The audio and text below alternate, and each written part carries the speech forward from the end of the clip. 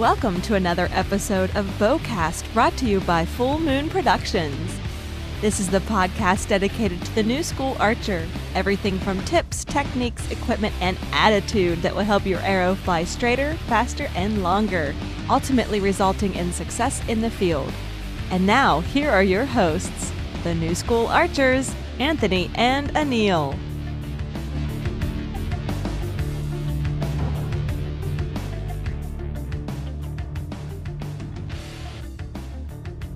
So now that we have our blind set up, whether it be a ground blind like this or a natural blind that we create on our own, our next extension of that setup is really using decoys for turkeys. So we have a couple decoys in front of us, and the first thing we want to talk about is the distance we want to put those turkey decoys out. And Matt, maybe you could share what you do in the woods. In an archery situation, you want to have your decoys a lot closer to your blind and where you're going to be stationed hunting.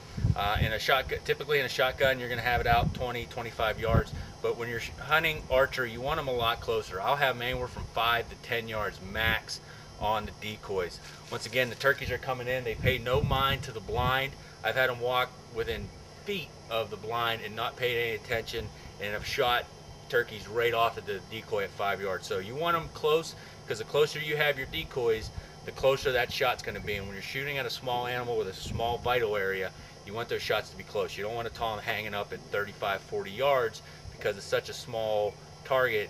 And if you ever watch a turkey in the woods, boy, they never are standing still. So by the time your arrow gets there, more than likely you're going to be off the vitals. Sure.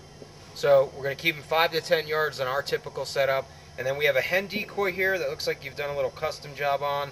We have a strutter. Obviously, there's an option for additional hens, maybe a jake decoy in there. How do you typically set up, Matt? You know, I typically set up with a hen and a jake or a tom type decoy. I want to keep them close to the blind as we talk to, but I also want to make sure that my male decoy, be it a jake or a tom, is positioned to where as those turkeys come in, they're going to establish dominance and they're going to address that tom. So by facing that tom decoy towards the blind, the turkey's going to have to come, swing around, and once again, if you're in a ground blind or you're just hiding behind a tree, when that tom comes around and spins away from you, you know, hopefully in full strut, his fan's going to be up, giving you the opportunity to draw on him and make a nice clean shot. And you can see you're going to have some wind to contend to with a full strutter type decoy like Which this. just adds realism. You can see with the feathers moving, the wind just turns them with that fan out, and with a stuffer decoy, that's one of the realism with them, the way the feathers catch the light, you get a little bit of that down and feather movement, just makes them really realistic to your setup. Yeah, so typically year in and year out when I'm turkey hunting, I typically want to have 4 decoys at least in my base camp. Whether I have them out in the field is kind of a decision I'll make game time, but usually I like to have 2 hen decoys, a jake decoy, and a strutter tom decoy. And I think that really just gives you kind of the decoy toolbox for turkey to make the decision of just using a single hen for mobility, using 2 hens to get a little bit of size to pull a tom in, or the male birds, which could be used in conjunction with a mount, a jake mounting a hen, a tom mounting a hen, or just part of the flock.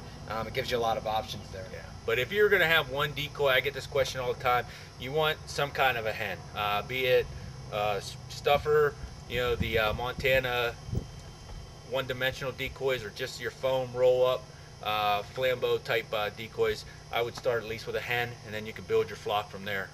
Most turkey hunters are gear hounds, and as Aneal said, in base camp, I'll have 4 or 5 different decoys, but in the field I don't always set that many up just for availability. But endless. Sure. What you can do with decoys. Matt, maybe you could talk about this hen decoy. Looks like you've done a little bit of a custom job on it. What you do? Some of the latest rage in the archery world is stuffer type decoys. There's companies out there that'll do it for you. You can take it to your taxidermist if you ever take a hen in the fall.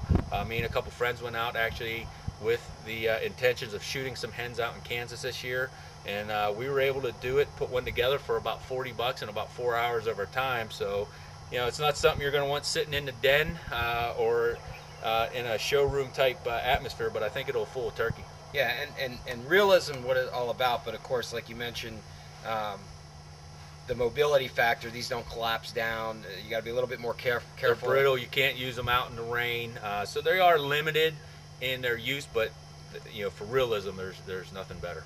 than the real McCoy. Excellent. Well, I hope you enjoyed this episode. This is kind of our typical setup. I know there are, before I forget, there are companies out there now kind of taking the turkey feathers where you can just cover them, turkey skins, put them over an existing decoy to add some of that realism.